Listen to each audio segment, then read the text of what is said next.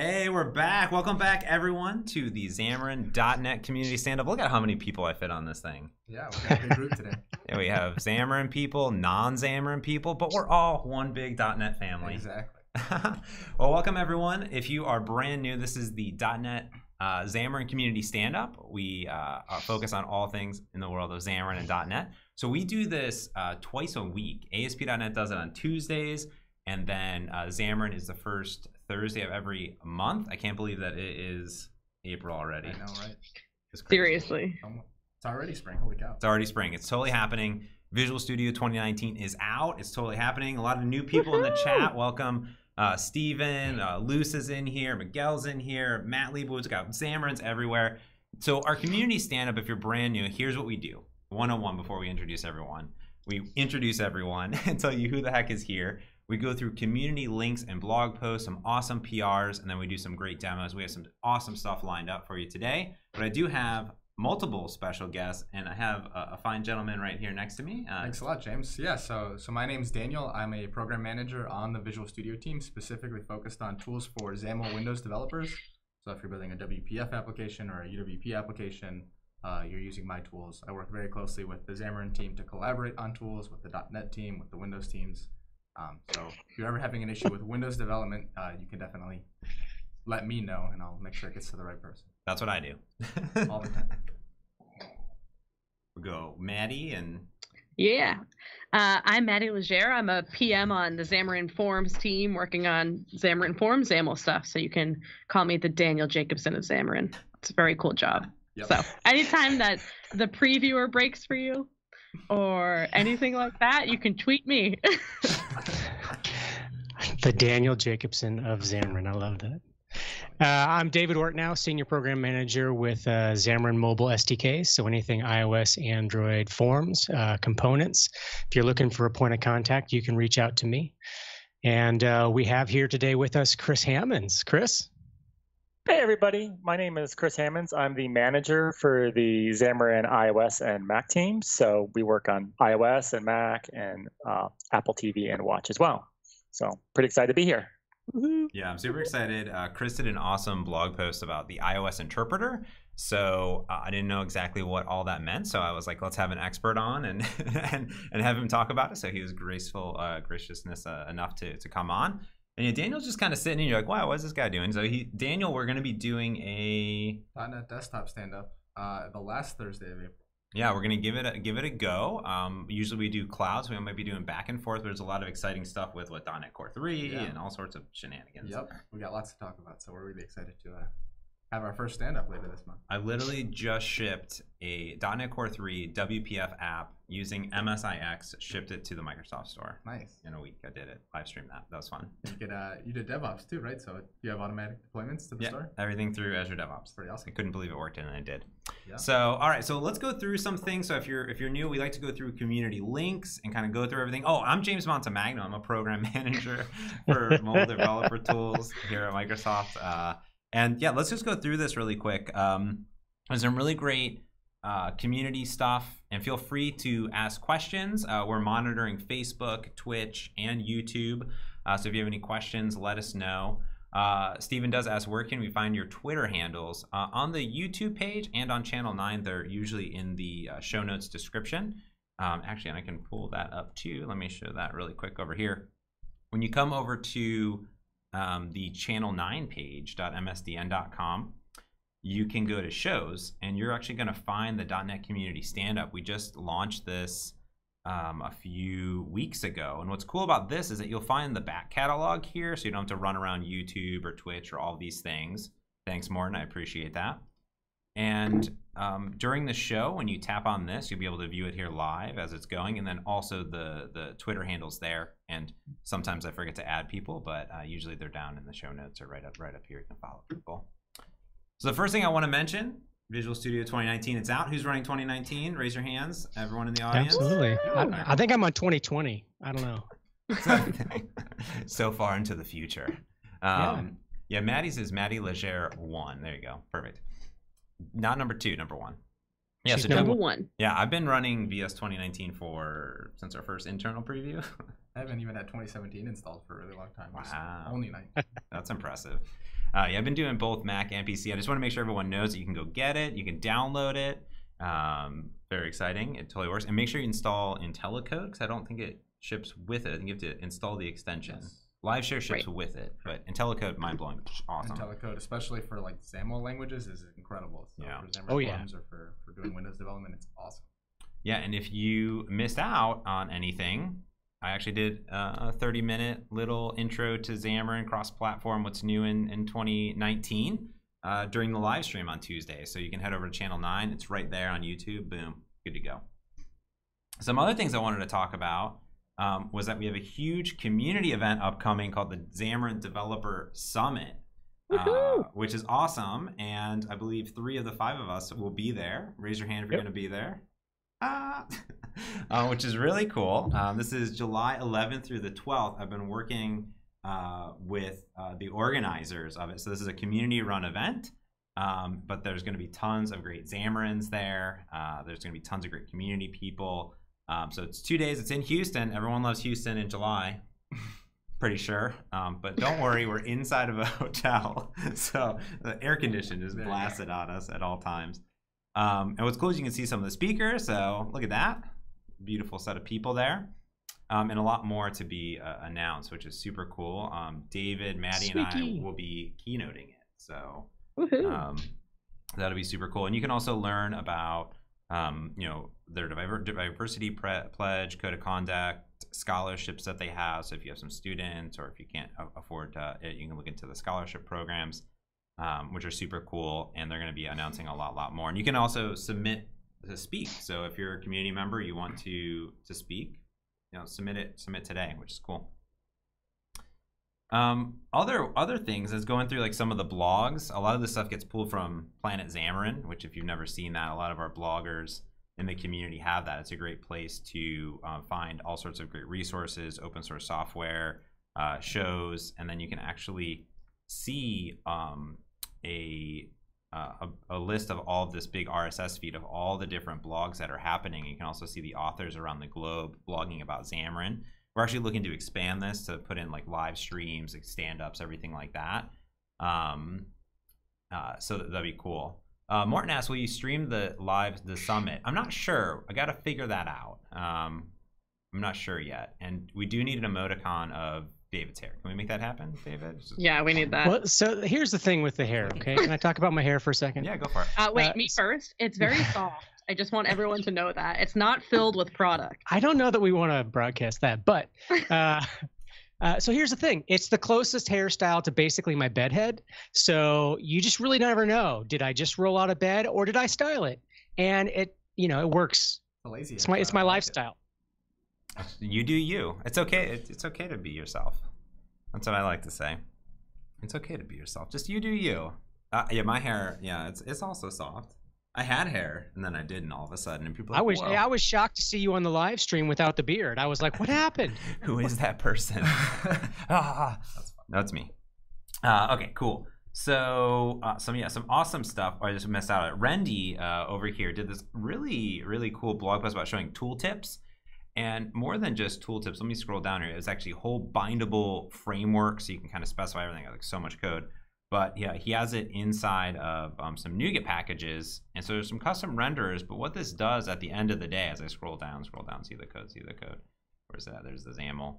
Is that you can do these little pop-ups over any element. So like maybe you're doing, tooltips as a getting started guide, or you just need a pop-up in some place. Boom, like you can just get that going, which is super cool. So you got to get through the custom renders and things like that. But then what you do is you add effects. So what I like here is that it's just effects. So you can attach it to anything, which is kind of cool. The power of Xamarin.Forms. Boom. You know what?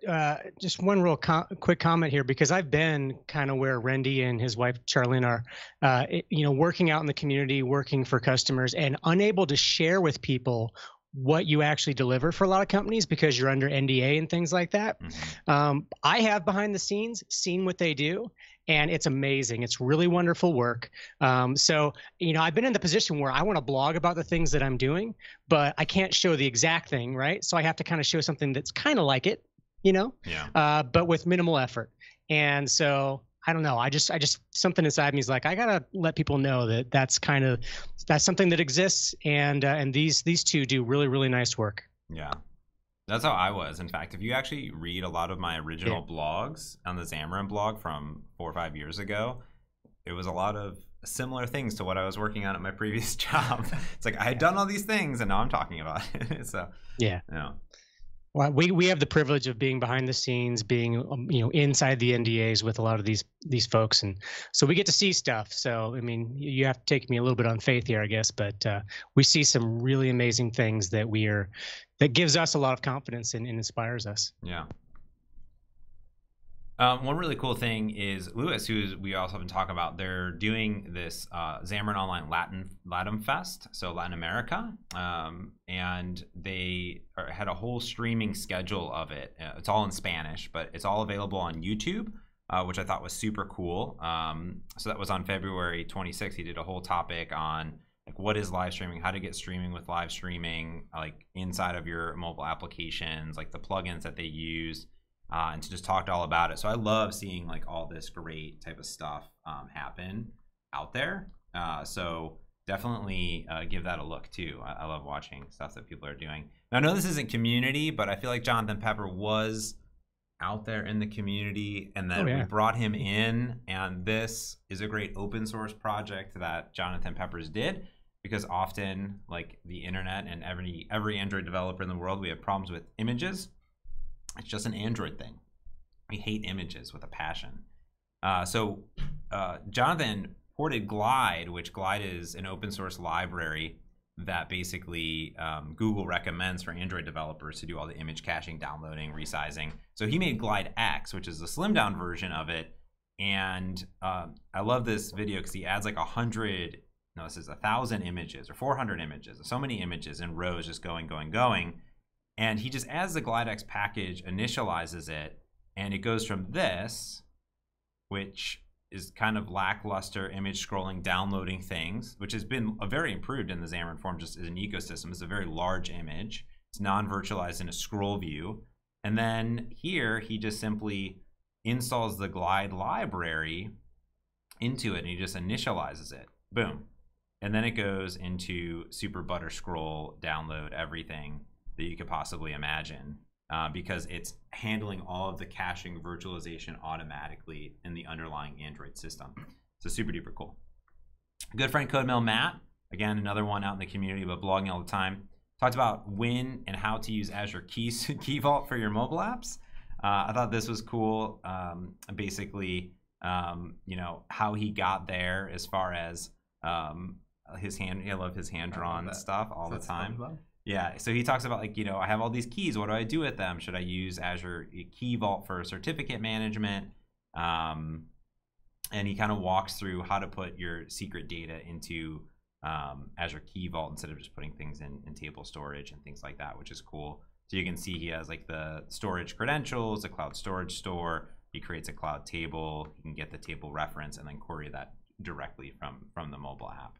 So he kind of walks through that if you're looking to store some credentials.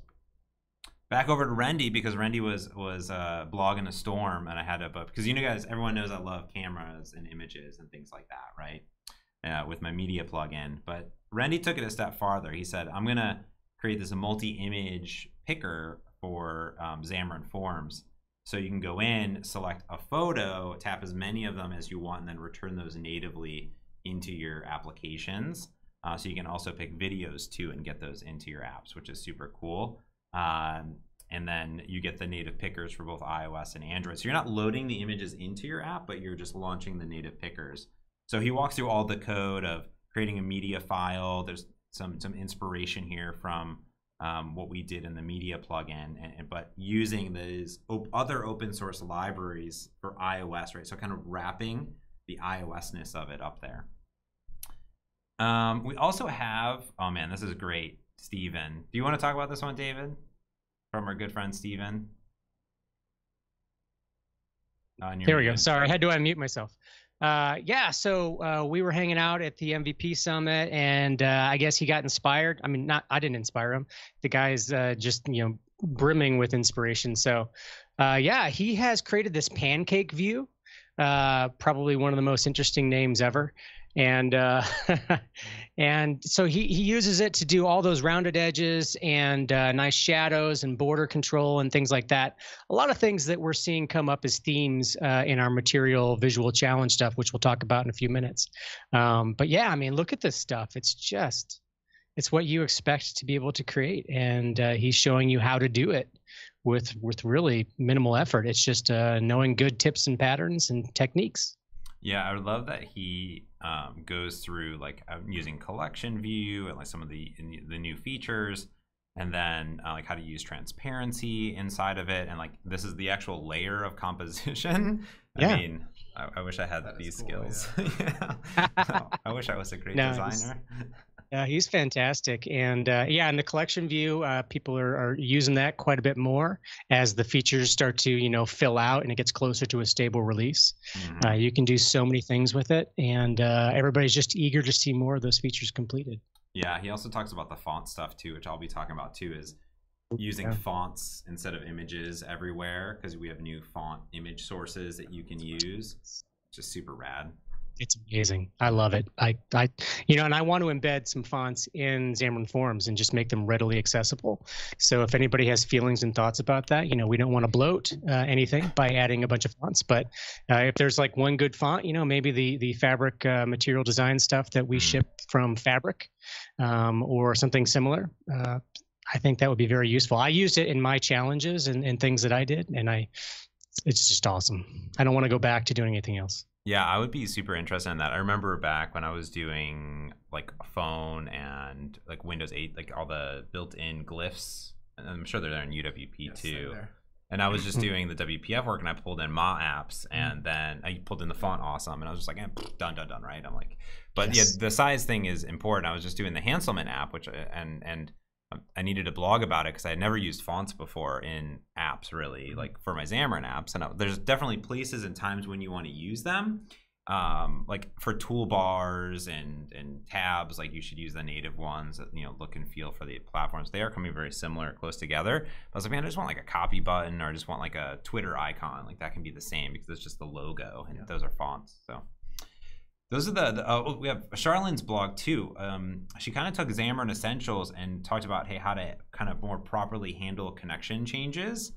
So we often document like the basics, but Charlene, she went above and beyond and talked about like, hey, like here's how you install Xamarin Essentials. Here's the setup, but like here's how I would kind of create it in my base view model, so I can subscribe to notifications, unsubscribe from notifications properly.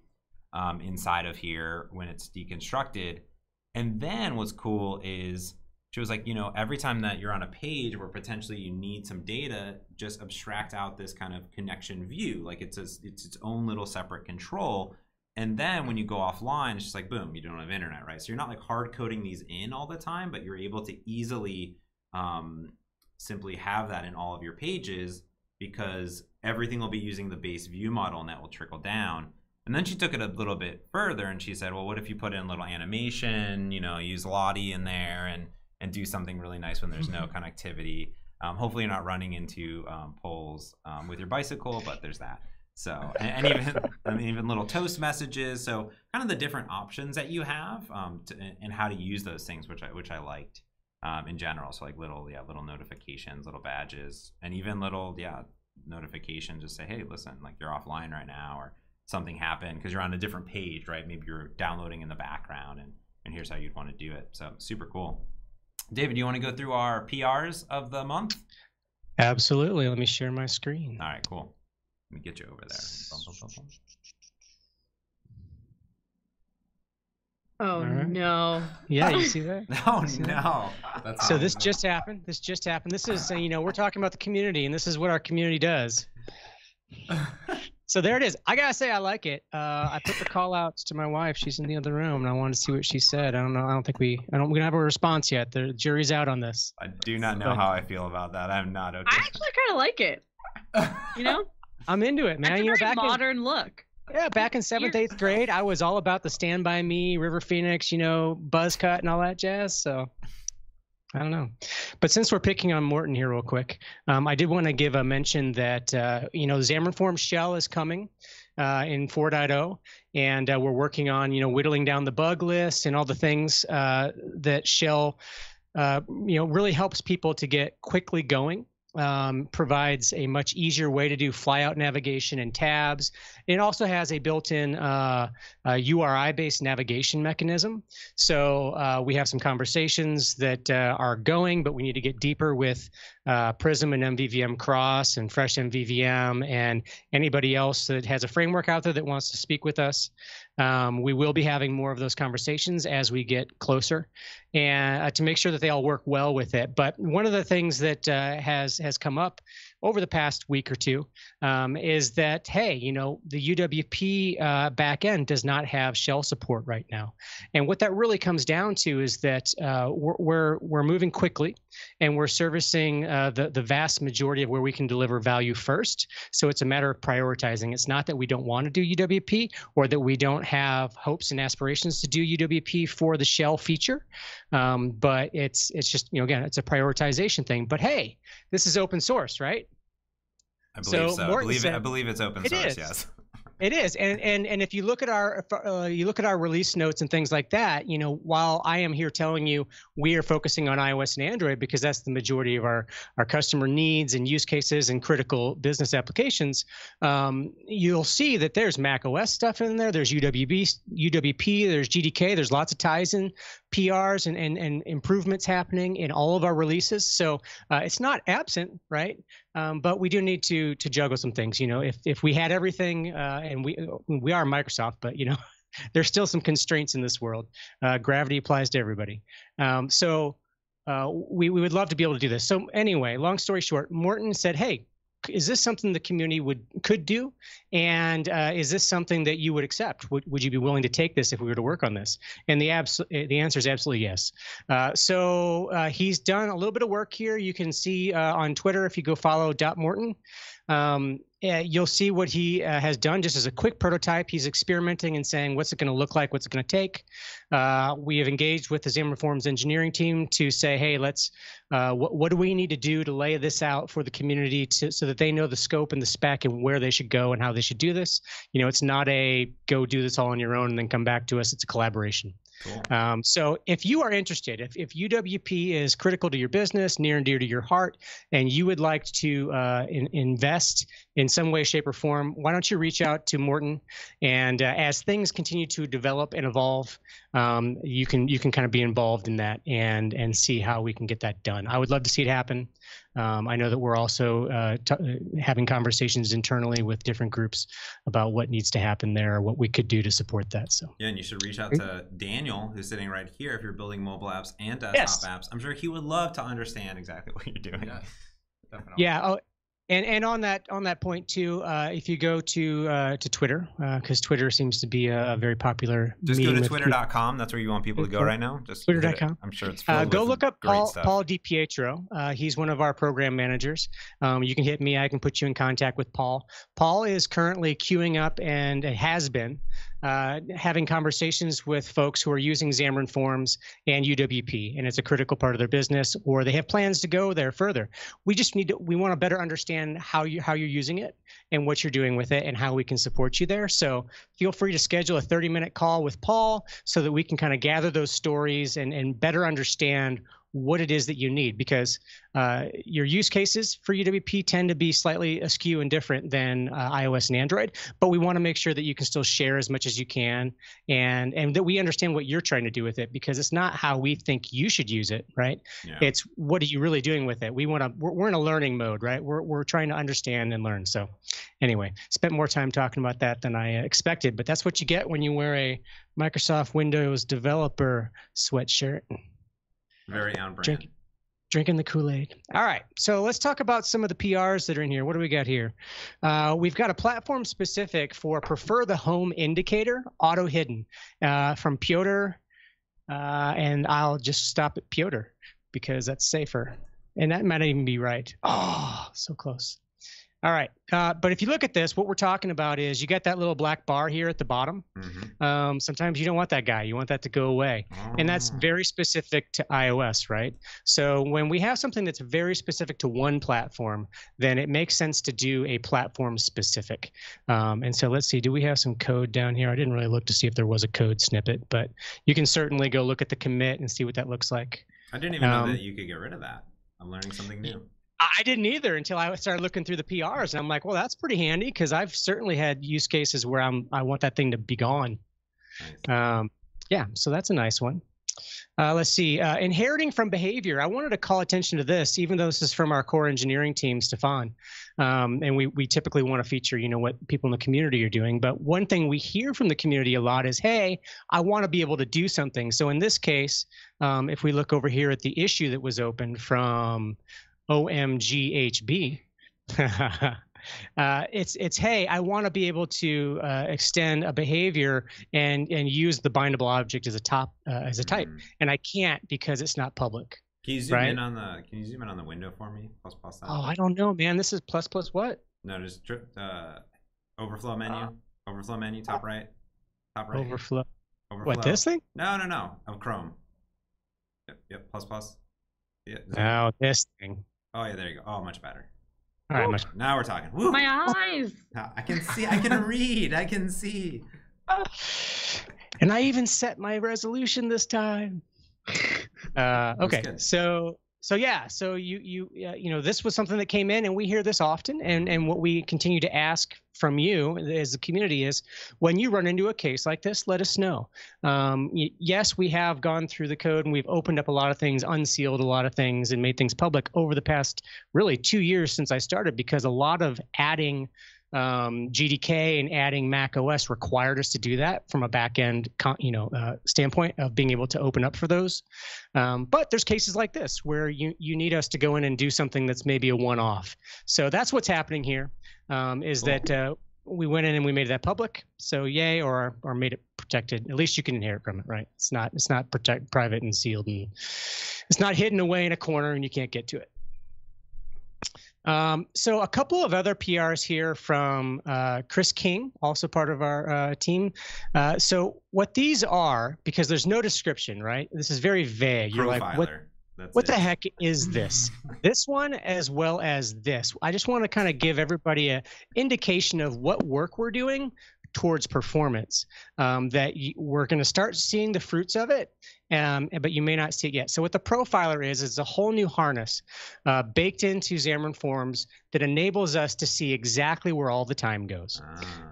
And so we can report that on a build by build basis, right? And we can see, did we slow down in a particular area? Are we making gains in a particular area? And we're talking milliseconds. Sometimes we're just like, oh, there's 20 milliseconds over there. It's 5 milliseconds over there. And that's kind of the world that we're in right now. We've kind of already swept through a lot of the big wins. And so now we're getting down to the nitty gritty stuff. So this is something that you could actually enable once this is merged in your own application. And you could console out, or I think we can even pop it up in a screen at the end of the run that will show you where all your time is going. And then this one is a fruit of the actual work. Team is chatting at me. I don't know. Am I supposed to read that? I shouldn't read that. Right? Well, so it's open. Isn't it open? It's an open pull request, right? No. These are no. I have no worries about talking about this stuff. But while I'm talking about this, my team's chat or my team chat is so mad at you right now. They're like, oh, I'm just wondering if they're like, hey, you should talk about this. Hey, you should talk about that. It's like, they got to tell you ahead of time. They have a whole month to tell you. They do. Yeah. So no, they're just making fun of your hair. They are. That's perfect. Classic. It's a meme. It just happened. I didn't even, whatever. So I love to be made fun of, so go for it. Because I really do think it looks pretty good. So this particular PR, what's happening here is, we've looked at all the reflection and the lookup and the registration of things that happen at the beginning of Xamarin.Forms.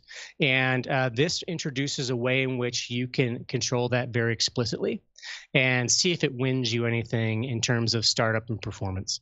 So again, you need to go look at the files and see how the registration actually works. Of course, if this thing is, baked into the product and we merge this and everything, you'll get documentation that will kind of demonstrate that to you. But just wanted to call attention to those things because it is work that is happening, but you're not quite seeing it out there yet, and want to let you know that we hear you when you're saying that Android performance is a problem, and we want to make all the improvements there that we possibly can within the Forms code base. And then the Android team also is working on these things. So let's see. We have portable PDB. So James, some of these are essentials things. So maybe you could talk to these things. Yeah, sure. So I'll go through this one really quick. So this, talking about performance, caught me by surprise. Our good friend Peppers, who we've talked about before, threw this PR out, which he had done for Forms as well.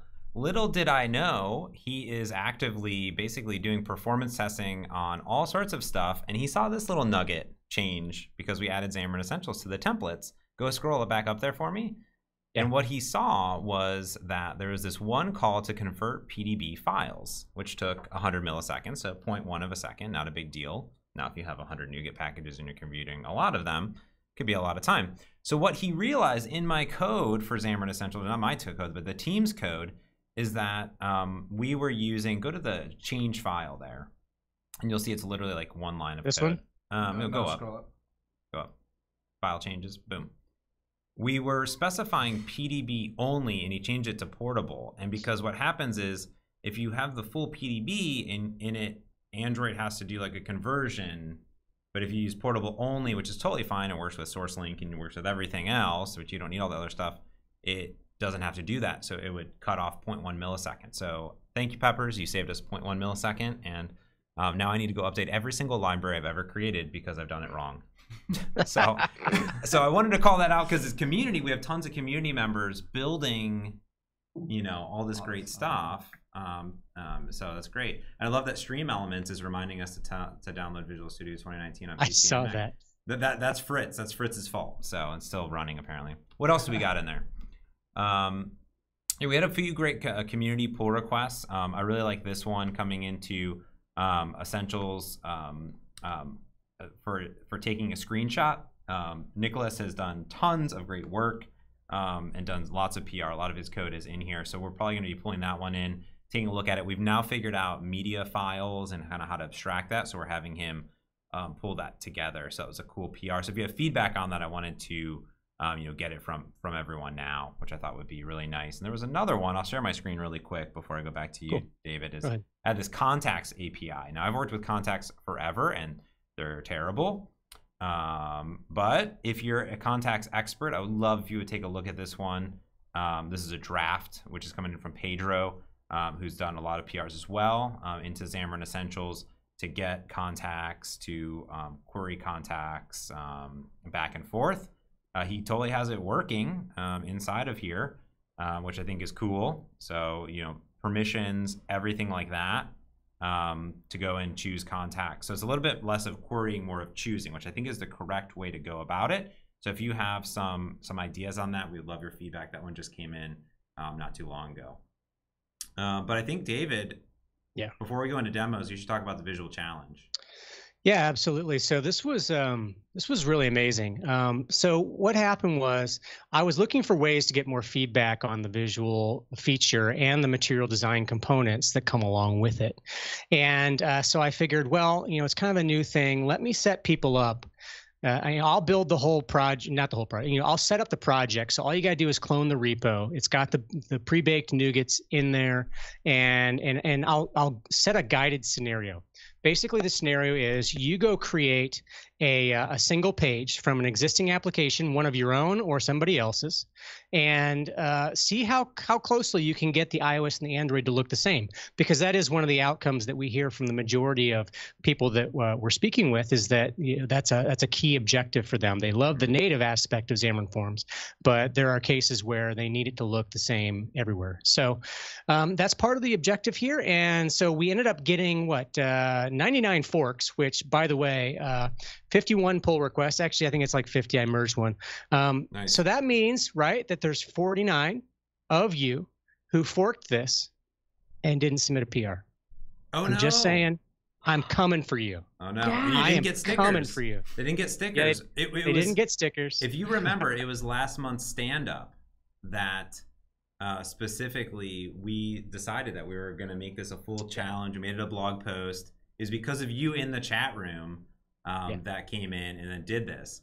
So what was great is that we gave away 18 Xamarin Monkeys plus now I guess 49, or because you did 49 sticker packs of Xamarin and .NET. So really excited to be giving those out. And I was going through this post and I was like, I love the comment there by Anonymous. I don't know who that Anonymous is, but it's pretty great. Well, I put Anonymous because I'd asked him if I could share the quote before he actually gave me permission, but I believe his name was Nathaniel. And yeah, it's a great one, you know, because Stephen does some really wonderful things. You showed off the blog post earlier in the show, and I literally had a drink in my mouth when I read that and almost wet my computer. So yeah, so some really beautiful stuff here. If you haven't looked at this, it's worth looking at all the PRs because there's a huge volume of great tips and tricks that you'll see in here in terms of how to achieve different layouts, you know, the rounded corners on things and whatnot. You know, just tons of really good stuff that you can go mine tips and tricks and see how other people are coding. And I did include on Twitter, if you go follow me, you'll see that, or I guess you don't have to follow me to see my Twitter, but go see the stats. We did a post challenge survey to see what people are using, what IDEs they were using, what they found to be successful. You know, do they prefer XAML or C#, that sort of thing. So you might find some interesting things there. And then, of course, we're learning some great things. We had, you know, as I mentioned here, over 250 individual notes of people giving us feedback. What was the biggest takeaway? HNA, I don't know how to pronounce her name, had a few questions for me, which I'll answer. I see it in there. What was the biggest takeaway that people got from the challenge? The biggest takeaway, I think, because, you know, they were so appreciative of an opportunity to contribute. You know, a lot of people don't contribute directly to pull requests on the main Xamarin.Forms or other Xamarin repositories. But what you do really well day in and day out is quickly build beautiful apps. And so I think that was one of the biggest takeaways, that they felt appreciation for being able to contribute and to be part of something, right? And then the second thing was just a ton of optimism about how the whole platform is progressing and maturing and not slowing down, but really speeding up in terms of innovation, iteration, and things like that. So, you know, I love to see that, right? Because when I joined, that wasn't the sentiment 2 years ago, and there was concern, and there was, you know, where is this going to go? Are we, you know, is Xamarin.Forms? People used to ask me all the time, is Xamarin dead? Is Microsoft going to kill Xamarin? What's happening? And that's, you know, at the time internally, I knew that was the furthest thing from the truth. And I love now that we have something out here in the community. People are rallying around things like this. This is all based on your feedback. It's the one-on-one interviews. It's seeing what you're building and how you're building it, and then that's what determines what we're going to deliver to you. And it's very, very encouraging for me because, you know, I like to be able to get up in the morning and know that I'm making a difference, that we as a program management team, we as an engineering team are making a difference. Chris, who's going to show some demos here in just a little bit, he even, you know, I was passing back some feedback to him, and I believe, Chris, you made the comment, you know, it's great to have that encouragement, to know that we're doing something that makes a difference. So please tell me when you have something positive, you know, from the community. So. Yeah, that's great to hear, and I love seeing it. I tweeted out immediately, and I went through each of the PRs. You can really see like what people win and what they did into each of them. And what I loved about this is that you got to see a lot of like clones of, you got to see unique applications, but also clones of app. Like, can I build this thing in Xamarin.Forms? A lot of people are like, oh, can I build this with this? Can I build it with that? And you get to see these great examples of beautiful applications that are out there, because often we have examples like Tailwind traders and things that are very custom and over the top. But it's kind of nice just to say, hey, I'm not going to jam on tons of backend code, all this stuff. Just want to work on the UI, which, you know, and see how I can do it. So it's really cool. Yeah, and then they didn't take very long to do it either. I think on average 4 hours. You know, I spent more on a couple of mine. But if you want to see all of these PRs, and you can of course clone each one of them and pull them down, run them yourself. Go up to David Ortnow Visual Challenge and look at the polls. And that's it from me, James. Yeah, I think that that in general, yeah, it was really fun to see Yeah, I think Hussein also said thanks for that. And then also, he was asking about like abstractions and things like that. You can stop sharing your screen if you want. Abstractions and things for Xamarin Essentials. We're definitely listening there. We've had a lot of conversations with a lot of people over the time. There's some great community packs called Xamarin Essentials Interfaces, which we work with Ryan Davis, who does some awesome stuff to make sure that it's a seamless transition and access to it there. So we still have a lot more testing and things to do, but we're always around to listen. That's my main focus as PM. Now, I did want to mention here, we have 2 demos. So first, Chris, because I know he's probably got to run back to development land and manage his team. But he wrote a blog post that was called Introducing the Xamarin iOS Interpreter. And it was a little short about, it was kind of what you could do, but I didn't know what all you could do. So I said, bring the man on himself. So Chris, you want to take it away? Yeah. Hey, good morning, everybody. Good morning. So I'm really excited to talk about the interpreter. So this is a new foundational technology, and it's a preview, and it's out in preview. Some of the bits are baked into a stable, and some of them will require a build that's linked off that blog post. And it's cool because there's something awesome things you can do now with it you couldn't do, and it also lets us build even more awesome things in the future. So to understand what the preview or what the interpreter is, you have to know 2 things. And a lot of people who've been doing iOS development know these things, but just to kind of cover, on Apple devices, you can't do code generation. So you can't emit machine code and then execute it. And since C# is often JIT compiled, so it's compiled just in time, you can't do that. So to bring C# to iOS, we use an ahead of time or AOT compiler. So when you hit build, it goes from the C# to IL and then generates that IL to machine code. And that works for a vast majority of things, but there's some use cases that it's difficult to make, or maybe it's a little painful. To give you an example, under the hood, system.link expressions. That's hard to implement performantly with doing AOT code. And like the C# dynamic feature, for another example is assembly.load. You can't do that in an ahead of time kind of way. So the interpreter is something that the runtime team has been working on with the iOS team on to get this. And as the name suggests, as opposed to ahead of time compiling it, we interpret the IL. So you load up some assembly and we walk through the IL and we interpret. As you can imagine, there's a little bit of a performance penalty, but it lets us unlock a lot of things that you couldn't do beforehand. Things like dynamic or assembly loading. Yeah, so that's like because like it's like machine code right at the end of the day. So it's like it's all ahead of time compiled basically. Is that what it's? I mean, it's just impossible. Yes, like for example, when you have a .NET assembly, all that is it's IL instructions, add and move and stuff in this intermediate form. But we can't emit that on an iOS device. We can't turn that into ARM64 assembly to actually run. So we were doing ahead of time compilation, and that's the most performance. But there's some use cases where you want to be able to load an assembly or emit code, and the interpreter will let you handle those use cases. So I have a demo that will kind of explain a couple of the examples. Let me share my screen here. And this one. Can you guys see that? Yep. Got it. Looks Perfect. Great. Awesome. So I've got, it's a little example. It was linked on the blog post. And if I hit run, it will deploy the device. So it's just got 4 buttons, and you press them, and if I press them, it will say, for example, add some numbers. But the important thing is what actually is happening under the hood.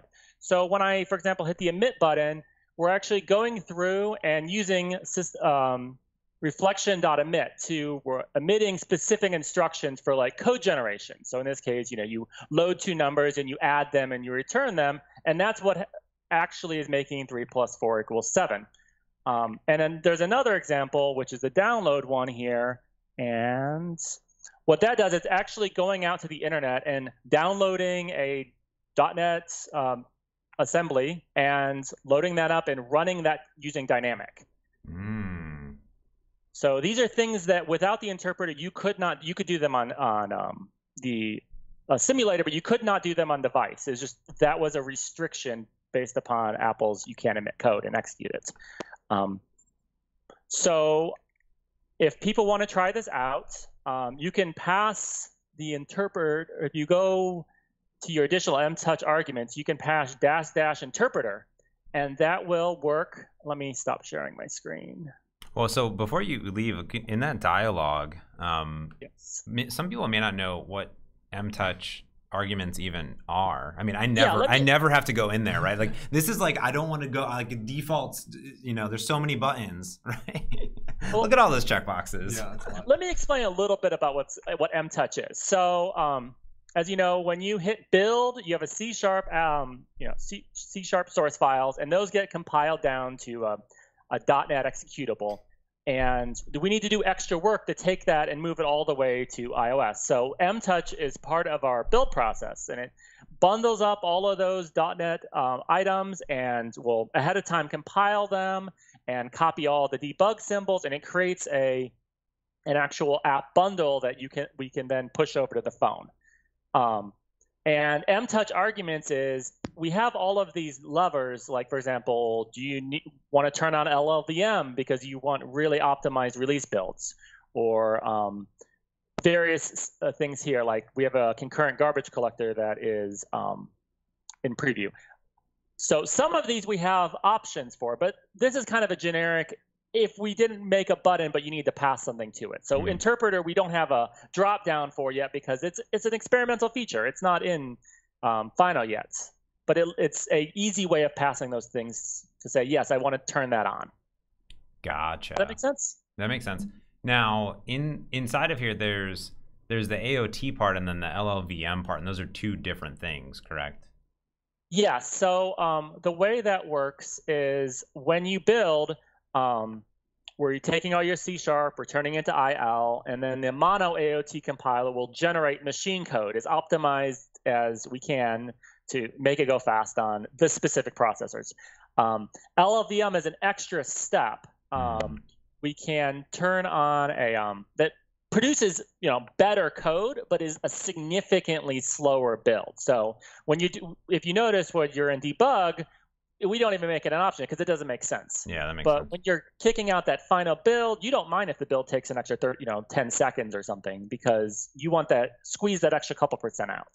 Gotcha. And there's some chat basically, between Frank and Hussein. It was just asking about like App Store stuff, and Frank was in Twitch kind of saying like, the interpreter is here to enable you to get some of these experiences on the device, but everything here you're still abiding by the licenses that Apple have, because all the code that you have is testable at app review time. So you're not like trying to get around that stuff at all. It's just these are opening the experiences that a lot of libraries use, like Entity Framework uses emit and things like that. So you're just going to enable those libraries to do this type of stuff. Yeah, this is something that there's other interpreted languages that they interpret everything. Well, we're just saying you can turn on and interpret maybe just this one assembly, and we'll AOT everything else. Yeah. There's a number of options you can pass to the interpreter flag to say, hey, 95% of my app, I want that to be AOT, but maybe this 5% I need to use dynamic, or I need to use assembly load for good reason. So it's just letting us crack open just a small percentage where it makes sense to the interpreter, because there is a performance hit. It's not nearly as much as we expected, but it's there. So that's kind of why you have to opt into it. Very cool. Does anyone have any questions? Let me see if there's anything in the chat. That was basically the biggest one in the chat. Just one other thing to explain. The blog post talks about this, but so -- interpreter will work today. If you go to the stable channel, that will work, and that will let you do things like assembly load and such. But there's some things like if you want to use system reflection emit, or if you want to use the new system.link expression that uses interpreter under the hood, you have to use the preview build, because there's some extra changes we had to make to the runtime that aren't ready for prime time yet. So some of it is ready for previewing now, and some of them requires a special build. Nice. Yeah, and a lot of people in the chat I'm gonna say fuel. That's what I'm gonna go with. Is that interpreters are back in style. You know, Blazor using interpreted IL and everything like that. Interpreters all day. Well, apparently these devices are really fast and can interpret code really fast. Yeah.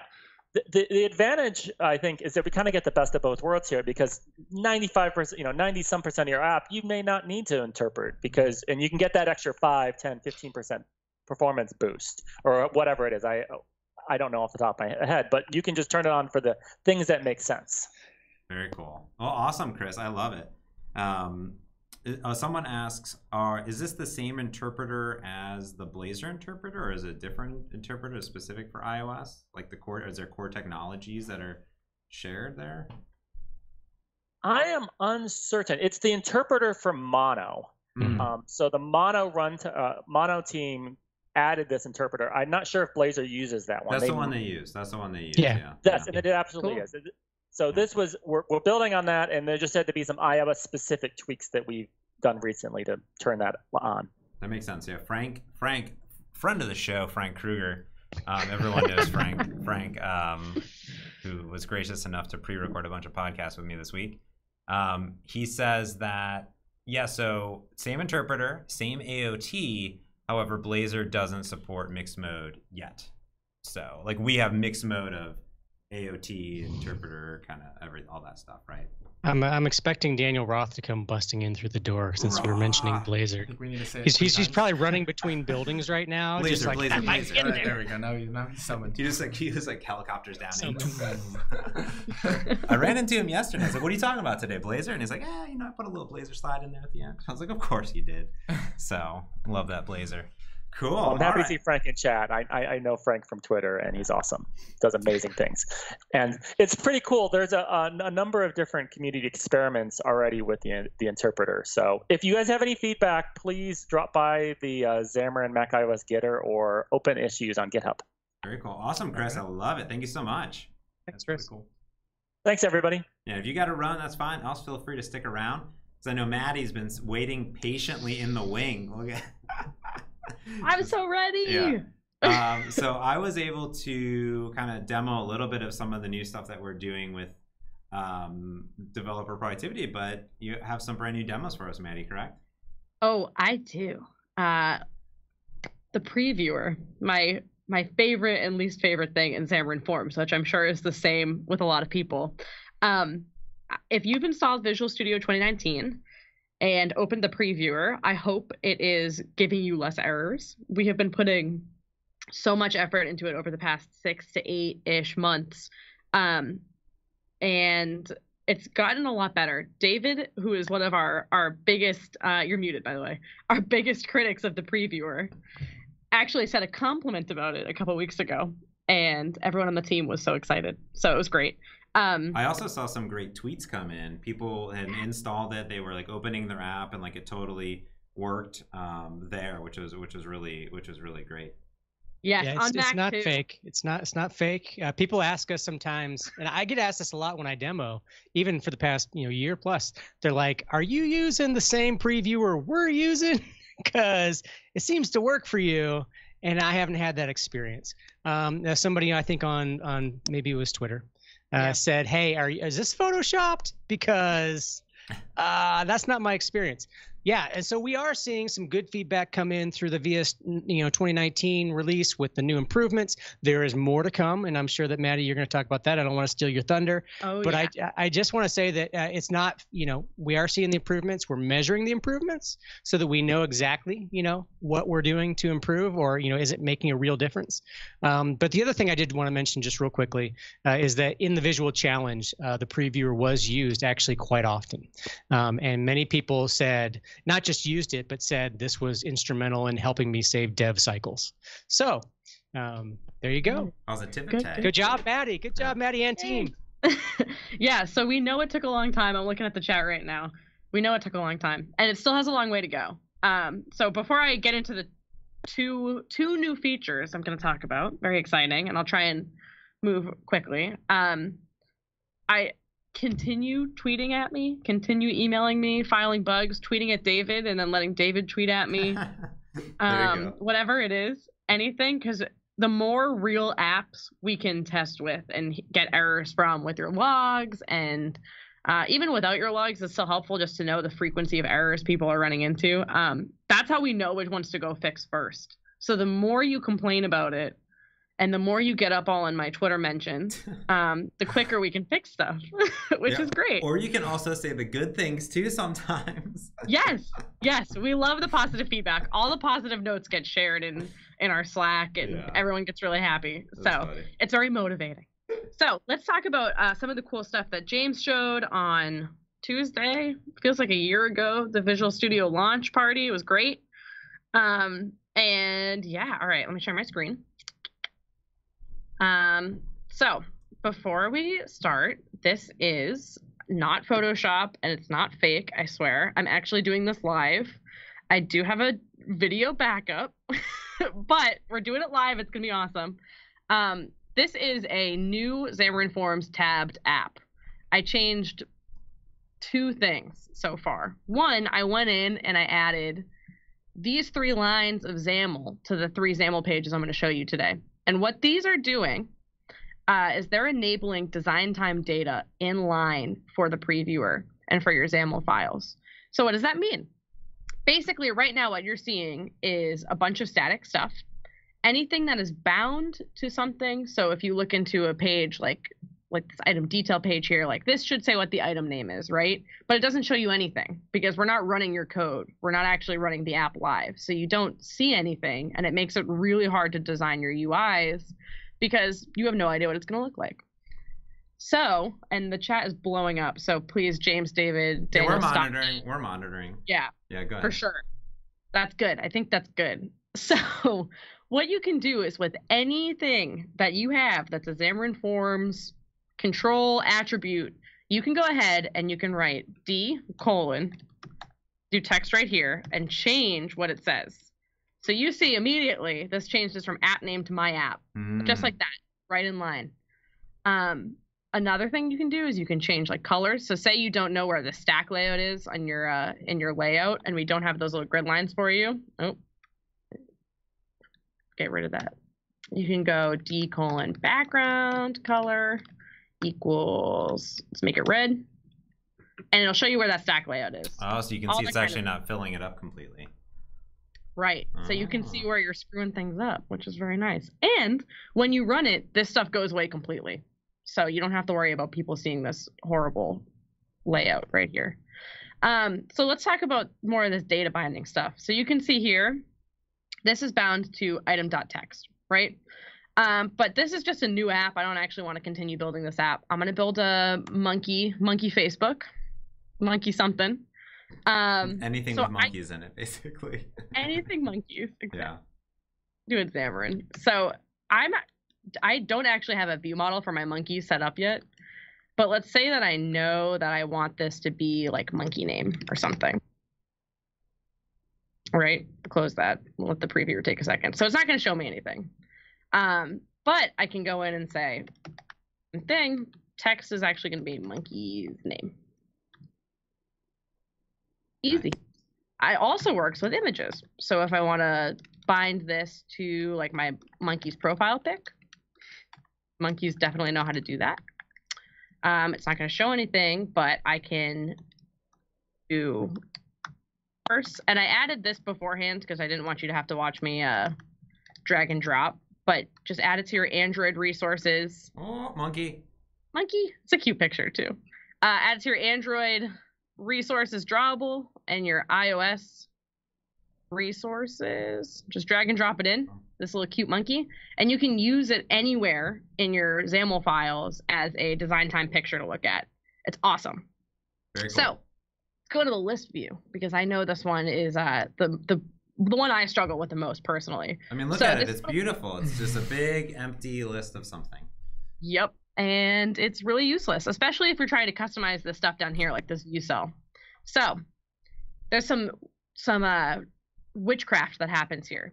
Basically, right now, this item source for this is bound to items, which is wired up through your data store and all that stuff. But I don't have that set up yet. And I just kind of want to make my own for now. So I can do D:, list view items source. close that tag, split it up. And I never remember the syntax for this, so I'm going to pop into our beautiful documentation. Documentation. For this, aka.ms/Xamarin.Forms-previewer. I'm going to copy this little snippet right here. Drop that guy right there. People are also loving the new D tag, by the way. A lot of hype for D, the D colon. We're very happy that was a iffy call on our end, but it seemed like our customer validation did well. Yeah. So sidebar, the D is actually based off of two things. Obviously, what we do on the WPF and UWP end with like design height and width, but also putting it in line is what Android does with their tools namespace. So if you're an Android native dev and you work in XML all the time, they do this. So we totally begged, borrowed, and stole this idea from them, and it's awesome. It works really well. Yeah, so up top, right? You have the XMLNS namespace of D and the MC ignorable, and like that's all the same basically, right there, right? Yep. And it will be coming in by default in the templates very soon, so you won't have to go to the docs and copy it, which is great. So yeah, why doesn't that work with WPF? I'm taking notes. Don't worry. So okay, I can stop there and. So we were thinking about the design time data of it, and there's like the advanced scenarios that WPF and UWP do, and we were thinking about the most simplified, really easy way of doing it, so then we could grow casually up to that. And I think what our teams are working on is how can we synchronize those things across. So we have some of the more advanced stuff for WPF, but we don't have this easy stuff, which would be incredibly useful. We like the easy stuff. Yeah. Anyway, sorry, Maddie. Sorry. That's okay. So what I did here was I made an array. I made it of strings. James actually, his demo used a model of Scott Hanselman's podcasts that he has from this Hanselman app. So you can do this with anything. This doesn't have to be a string. But for the sake of making this easy to follow, I just made 3 strings, which means if I go in right here and say that this label is just going to show, I'm going to bind it to this design time item source. Oh, what did I screw up? I put my quotes on the wrong side. Hold on. Binding context. I think it changed it to instead of binding. Oh, yep. Nice. It's hard. Binding dot. There we go. Give it a sec. Did I screw this up? Did I put this in the wrong place? I might put this in the wrong place. Hold on. Double checking. No, it should be good. Let me give it a sec. Let's flip our platforms. Give it a minute. I might be working it too hard. But I can also pull up the video. What this will do is give you 3 different monkeys in this list. And you know what? I'm going to do... Oh, there we go. Yeah, I was doing this last night. It absolutely worked. Yeah, it's taking its time. Oh. You know what? I'm actually file a bug right now. I'll show you all how to do this on VS for Mac. Hold on. All you have to do is go to Help, report a problem. If you type in d:\text and give it a hard-coded string, does that show up anything? That's a good question. Let's find out. And I'm breaking my Mac. Before you report a bug. Hey, I'm all about reporting bugs. Anytime I can. All right. Let me give you the video real quick because I just did this 10 minutes ago, so it worked. Yeah, it could be a weird. You have to move that out of the way. Got to cancel that. Win it. All right. Love it. Y'all can still see this, right? No? Yes. You have Upside Visual Studio for Mac. I have. Oh, there you go. All right. Let's go back. Recording. Here we go. This is the beauty. Video. Yeah, this was super useful last night. And I do report bugs like everybody else. Oh, yeah. We spent a lot of time reporting bugs. I'm not even kidding. I do. Yeah, one of our team members was on site with a customer and was saying, hey, I'm having trouble with this flex layout, bindable layout, et cetera, et cetera. And I was like, well, let me just pull up a different project that I knew was similar to what he was doing. And I used all this design time data, just like you're showing right here. Yeah. And was able to, unfortunately, not reproduce this issue, but... That's right. We're getting there. So now I'm just lovely demo me is showing you all the cool things I'm doing. And here we go. Here's the magic. Oh, caps lock. While this is happening, this should work in just a sec. Dot and save it. See, there you go. Beautiful. It works. 1, 2, 3. Yes. So while this is happening, I see a lot of the word blend in chat. Let me just talk about this real quick. Blend is awesome. We know. Yes, someone said blend is very complicated, and Xamarin.Forms very complicated. So let me know what you love about blend, because what we're trying to do is bring features in one at a time. And I'll pause this real quick. Is bring features in one at a time, because we're not going to just ship a whole feature at a giant time and let it break everything. We want to do it incrementally. We want to be smart about it. So let us know. Definitely tweet me, email me, all that stuff, and we'll figure it out. So cool. Let me try and reopen Visual Studio and see what happens.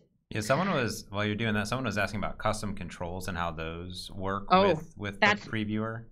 The second half of this. Oh, don't worry. I didn't even know. I didn't know what you were demoing, so. I know. There's more. One more thing. But wait. Yeah, someone was saying like often there's a lot of runtime tools like Live XAML and a few other ones and when to use them. And I think for me, what I think is interesting about the previewer is like you don't even have to have the page as part of your app yet, right? Like you're sometimes file new, adding it in there is useful, and sometimes you just want to see a quick preview of it. Is the goal of the previewer. There it is. Look at that beauty. Beauty. Yeah, I've also had Visual Studio open for like 3 hours, so that's probably part of the reason. Needed a rest. Yeah. Yeah. So my Mac is like, please stop. So the one thing that we did in the previewer, right, is that it doesn't run your code by default. So it won't even try to render your custom controls by default. It'll look for base controls, because custom controls are doing a lot under the hood and invoking native things and just kind of overboard. So you actually have to opt into it. I think, that where before I would try to do everything, right? And this isn't even running your code behind. So we ignore your code behind by default. Is that correct, Maddie? Correct. Yes. So that is a great segue into what I want to talk about next, which is custom controls in the previewer. So custom controls, you guys, you folks all make amazing custom controls. And there are some you pull in from like control vendors. There are some you make yourself and you share on your blogs, or you don't. And they're all awesome. And a lot of times they're very complicated, and even more, they're very data heavy. So that actually makes it very hard for us to render them properly. So what we've done is we've given you this class right here. And so what this class is saying is that I have sanity checked this custom control, and it will not completely bork the previewer. And if you set this to false, the previewer is not going to try and show it. Can you zoom in on that for us? Oh, yes. Design time visible. There we go. Design time visible. Now that's like not a thing that we did, right? No, it's not. It's straight from system component model. So very standard. Daniel's just over here. This is, by the way, this is Daniel. Yep, this looks correct. Yep. Looks about right. Looks about right. Yeah. Yep. And so what I can do now is I can pull in James's circle image NuGet package, which I've already done.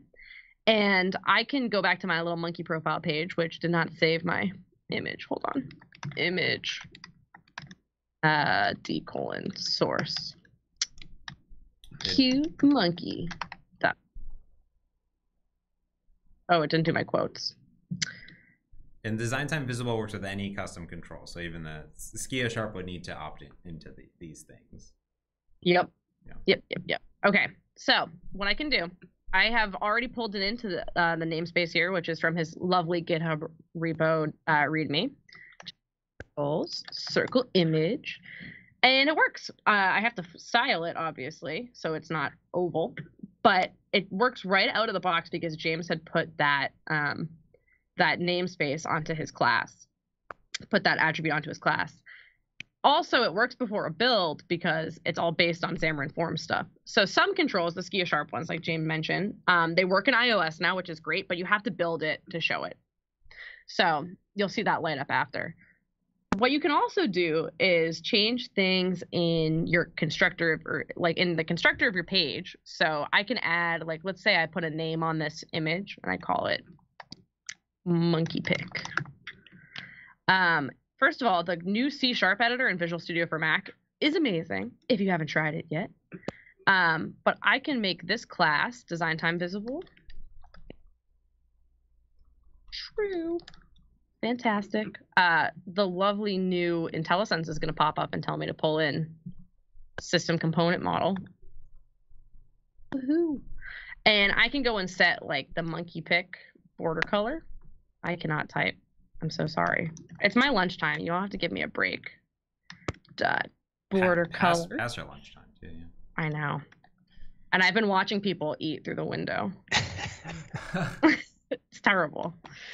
And I'll Chipotle is calling your name. You're not even kidding. Actually, we had that yesterday. So, 2. And if I build this project, it is going to very nicely show me the border in the previewer. Yeah, so a lot of people were asking, Frank was asking, like, the owner has to do it. I mean, what we did when we surveyed and talked to a lot of our developers is they want to use the previewer as like a quick, not as a one-to-one representation, but a quick sort of overview, like, are the controls laid down, are things looking pretty accurate? And that's why they use a lot of design time things, because there's so many different devices, and like we do now have like a device selector right inside of it, so you can see some different scales. But we want to make it super duper stable, as stable as we can, and to get all the base controls working. It will default back. So if I didn't add that attribute, like it would still show the base control. It still show a square image, right? So it looks at the base image for the control type. So at least has some fallback in that regard. So at least that's the goal. So. Yeah.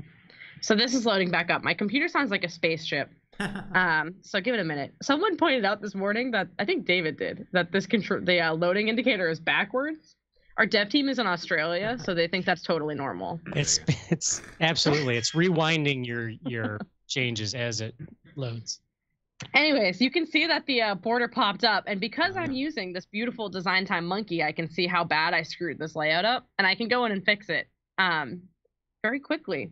And so, yeah, I saw in the chat on YouTube that the previewer, one dev says the previewer doesn't do really advanced layouts. You're totally right. It struggles with them sometimes. And David's response was 100% correct. It should, and we want it to, and we are trying to get it there. So, like he said, if you have a case that doesn't render, just do exactly what I did. You can attach your logs. It's super easy. We do look through every single one of them. Yep. And if you haven't heard back on it, either we haven't gotten to it yet, or we're talking about it. So send me an email and I'll tell you exactly what happened. See, you found my bug. You found my bug that Alex Blount yelled at me about. So if you set so this is how you fix this. Let's fix this in real time. You set your horizontal orientation or horizontal options to center. Yep. I have to do the aspect too, right? Yeah, aspect. Still probably. It stopped updating. Oh yeah, you're right. Hold on, let's flip it. Flippity flop. It's a complex layout. That should be fine. Sometimes it just gets mad at me. Right. So the situation here is that there you go. It's a measuring issue, right? Forms, you're inside of a stack layout, so Forms is going to try to give you all the space that you want by default, as opposed to you letting that control size itself. And so by setting horizontal options to center or start, for that matter, I believe, it's going to size itself to its own content. And someone was asking if it works with Android. That's Android right there. This is Android. And we also changed the default to be light theme, so that's good. Right. It reflects your app. Yay. Yes. So the other cool thing is you can use the design time, the D namespace with like on platform and on idiom. So if you want to switch between things on the previewer, you can say like only show me this red border on iOS or something. If that's something that'll help you if you're trying to see what things are going to look like and change things around for a platform, which is super cool. So anything you can do in Forms, basically any controller attribute you can set with the D : namespace. Nice. So great. All right, cool. I'm going to stop sharing my screen. Any questions on this? I know we're running low on time. Yeah, I know. Well, I think Hussein was asking me about the live player, which we don't need to necessarily stop talking about. I was the PM of that project, and it was a great project. It was a lot of learning. So, it was an app that did a lot of things. There was a lot of unfortunate limitations with it. It just couldn't be overcome with it, and just how we ship and people build applications. And additionally, just a lot of App Store shenanigans that I can't really get into legality-wise, but just there's a lot of weird kind of things and App Store policy changes and permissions and all sorts of things.